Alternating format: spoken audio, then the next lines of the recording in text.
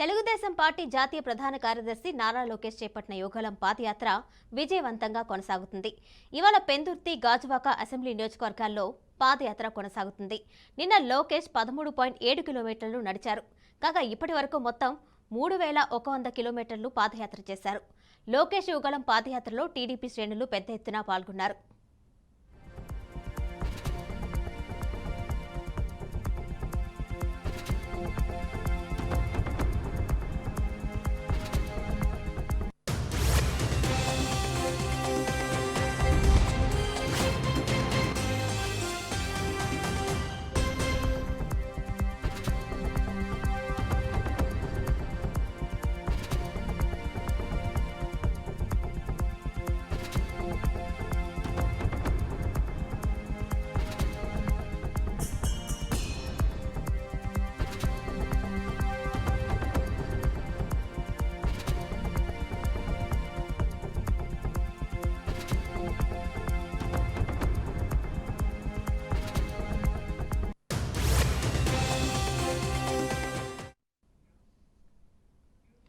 లోకేష్ పాదయాత్రకు సంబంధించిన పూర్తి డీటెయిల్స్ మా ప్రతినిధి తిలక్ అందిస్తారు. తిలక్, చెప్పండి. జాతీయ ప్రధాన కార్యదర్శి నారా లోకేష్ చేపట్టిన పాదయాత్ర ముగింపు దశకు చేరుకుంది. రేపటితోటి ఈ పాదయాత్ర ముగినుంది. అయితే ఈ రోజు గాజువాక, పెందుర్తి నియోజకవర్గాల్లో లోకేష్ పాదయాత్ర కొనసాగనుంది. అయితే ఇప్పటికే పెద్ద ఎత్తున మహిళలు, యువకుల నుంచి పెద్ద ఎత్తున స్పందన వస్తుంది. అయితే మనతో మాట్లాడటానికి అమరావతి నుంచి రాజధాని రైతులు మనతో ఉన్నారు.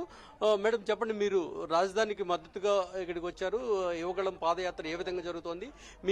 మీరు ఏ విధమైన ఫిర్యాదులు, అదేవిధంగా మీ హామీల కోసం ఏ విధంగా లోకేష్ని కలవనున్నారు?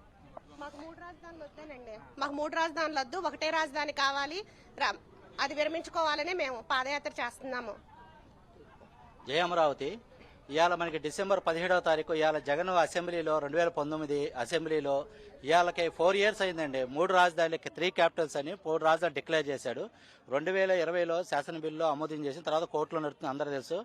5 కోట్ల ఆంధ్ర ప్రజలకి మనం 30,000 ఎకరాలు భూములు ఇచ్చాము. ఇవాళ పిల్లల భవిష్యత్తు ఏంటో తెలియని పరిస్థితిలో ఉన్నారు. ఇక్కడ బంగాళదుంప కానీ ఉల్లిపాయకి తేడాలు తెలియని రాష్ట్రంలో ఉన్నాం మనం ప్రస్తుతానికి. రేపు మన పిల్లలకి బంగాళదుంప ఏంటో ఉల్లిపాయ ఏంటో తెలియని పరిస్థితిలో కూడా మనం చెప్పాల్సి వస్తుంది. ఆ విధంగా ఇక్కడున్న యువగాలం పాదయాత్రలో మేము పాల్గొన్నాం అందరము, రాజధాని రైతులు. అన్ని విధాలుగా ఇక్కడ చాలా చక్కగా ఉంది. ఫర్దర్గా ఫ్యూచర్లో నిరుద్యోగ సమస్య, దారిద్ర్య సమస్య, ఈ యొక్క కార్పా కార్యక్రమాల నుంచి ఈ దేశాన్ని, రాష్ట్రాన్ని వదిలేయాలని మేము అందరం కోరుకుంటున్నాము. జై సిబిఎన్. యువత ఏ విధంగా లోకేష్ పాదయాత్రలో ఏ విధంగా కావాలి, ఏం చేయాలి, భవిష్యత్తు ఏ విధంగా ఉండాలి అని కోరుకుంటున్నారు? ఫ్యూచర్ జాబ్ కోసం అండ్ మంచి ఎడ్యుకేషన్ కోసం సిబిఎన్ ఎంచుకున్నామండి. అండ్ అమరావతిలో రైతులు కష్టపడడం చూసి ఇంకా ఇక్కడ చాలా మంది సిబిఎన్కే సపోర్ట్ చేసి అందరూ కూడా సిబిఎన్ వెనకాలే నడుస్తున్నారు. ఎప్పటికీ కూడా సిబిఎన్కే ఉంటాము. అండ్ మన లోకేష్ గారు అందరినీ బాగా చూసుకుని అందరితో బాగా మాట్లాడి అంతా బాగుంది. మనకి 3 అమరావతిలు వద్దు, ఒకటే అమరావతి కావాలని అందరూ కూడా ఉంటున్నారు. అండ్ ఇంకా మంచిగా జరగాలి అని అనుకుంటున్నాం. మీరు చెప్పండి, మీరేమనుకుంటున్నారు? ఎంబీఏ మెంబర్స్ కి, ఫీజ్ మెంబర్స్ కి అలా రావాలని కోరుకుంటున్నాం. ఫ్యూచర్ ఎడ్యుకేషన్ కి, ఫ్యూచర్ జాబ్స్ కి మంచిగా ఉండాలని కోరుకుంటున్నాం. జేసీబీఎన్. ఉత్తరాంధ్ర నుంచి కూడా కొంతమంది మనతో ఉన్నారు. సార్, చెప్పండి, మీ ప్రాంతాన్ని రాజధాని చేస్తాను, విశాఖపట్నాన్ని రాజధాని చేస్తాను అని చెప్పేసి ముఖ్యమంత్రి జగన్ చెప్తున్నారు. మీరేమంటారు? విశాఖపట్నాన్ని ఏమొచ్చి రాజధాని చేయడం వల్ల ఏమొచ్చి 100% మా నాశనాన్ని మేము కోరుకున్నట్టు అవుతుందండి. ఎందుకంటే విశాఖపట్నం రాజధాని అనేది మాత్రం కరెక్ట్ కాదు. ఎందుకంటే అన్ని రంగాల్లో మేము డెవలప్ అయి ఉన్నామండి. మాకు షిప్ యార్డ్ ఉంది, ఎయిర్పోర్ట్ ఉంది, ఇంటర్నేషనల్ ఎయిర్పోర్ట్ ఉంది, రైల్వే స్టేషన్ ఉంది, తర్వాత ఏమో స్టీల్ ప్లాంట్ ఉంది, అన్నీ మాకు ఉన్నాయండి. అభివృద్ధి లేనటువంటి రాష్ట్రంలో ఏ ప్రాంతాన్ని అభివృద్ధి చేసినా మేము సహకరిస్తుంటాం. అన్ని అభివృద్ధి అయినటువంటి మా రాష్ట్రం దగ్గరకు వచ్చి ఎక్కడో భయపడి ఏమొచ్చి మా దగ్గరకు వచ్చి తలదాచుకోవడానికి వచ్చి ఏమొచ్చి మమ్మల్ని ఏమో రాజధాని చేస్తారని మభ్యపెట్టడం తప్పండి. అమరావతి కోసం ఏమొచ్చి 50,000 ఎకరాలు ఏమొచ్చి దానం చేసిన రైతులు నిజంగా ఏమొచ్చి భగవంతుడితో సమానం అండి. రాష్ట్ర రాజధాని కోసం ఏమో 50 ఎకరాలు ఇచ్చారంటే నిజంగా ఆ రైతులకు ఏమొచ్చి మనం ఎంతో రుణపడి ఉన్నామండి. వాళ్ళకి మనం దండం పెట్టాలండి.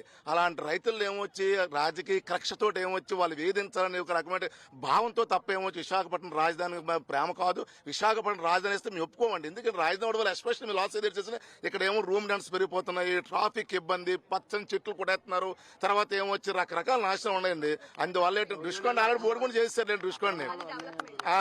సో అందువల్ల ఏంటంటే మాత్రం 100% మేము మనస్ఫూర్తిగా ఏమొచ్చి అమరావతి సపోర్ట్ చేస్తున్నామండి.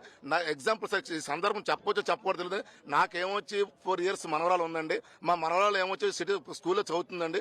మా మనవరాలకి ఎవరో చెప్పారట, తాతయ్య మన స్టేట్కి ఏమొచ్చి క్యాపిటల్ లేదంటున్నారు అందరూను, అది ఎంతవరకు నిజం అడిగితే ఏమొచ్చి నేనేం చెప్పాను, అమ్మ క్యాపిటల్ ఉంది, ఒక తెలుగు తక్కువ ముఖ్యమంత్రి వచ్చిన తర్వాత ఏమొచ్చి క్యాపిటల్ లేకుండా చేస్తున్నాడు, అది 100% అమరావతి అని ఏమొచ్చి చదువుకున్న పిల్లలు కూడా చెప్పవలసిన పరిస్థితి వచ్చిందండి.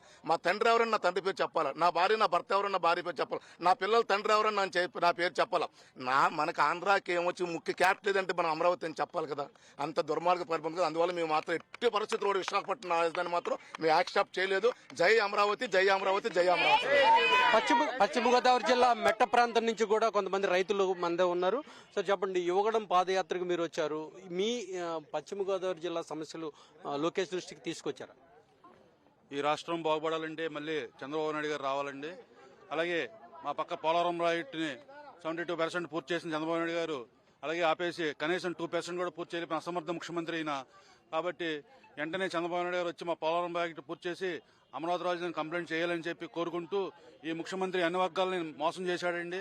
తలలు తీసేస్తున్నాడు, చెట్లు నరికేస్తున్నాడు, కొండలు తవ్వేస్తున్నాడు, అన్ని రకాలుగా ఇబ్బంది పెట్టి ప్రజల్ని చాలా నానాయాత్ర పడుతున్నామండి. కాబట్టి ఈసారి తెలుగుదేశం పార్టీ అధ్యక్షుడు చంద్రబాబు నాయుడు గారు ముఖ్యమంత్రి అవుతాం ఖాయమండి, అవ్వాలని కోరుకుంటూ ఈ లోకేష్ యోగలో మేము పాల్గొనడానికి వచ్చామండి. కోయిడు మండలం నుంచి, కోయిడు టౌన్ ప్రెసిడెంట్ జ్యేష్ఠ రామకృష్ణారావు. రాష్ట్రం నలుమూలల నుంచి కూడా పెద్ద ఎత్తున యువగళం పాదయాత్రను విజయవంతం చేయడం కోసం ఇక్కడికి పెద్ద ఎత్తున తెలుగుదేశం పార్టీ నాయకులు, కార్యకర్తలు, రాజధాని రైతులు అందరూ కూడా ఇక్కడికి చేరుకున్నారు. అయితే రేపటితోటి ఈ లోకేష్ తలపెట్టిన పాదయాత్ర ముగియనుంది. ఈ నెల 20వ తేదీన బహిరంగ సభతోటి పాదయాత్రలో ఆయన ఏ విధమైన సమస్యలు ఆయన దృష్టికి వచ్చాయి, వాటికి పరిష్కారాలు ఏ విధంగా ఉండబోతున్నాయి అనే అంశాన్ని 20వ తేదీన ఆయన బహిరంగ సభ ద్వారా ప్రజలకి తెలియజేయనున్నారు. Mounika. Right Tilak, thank you.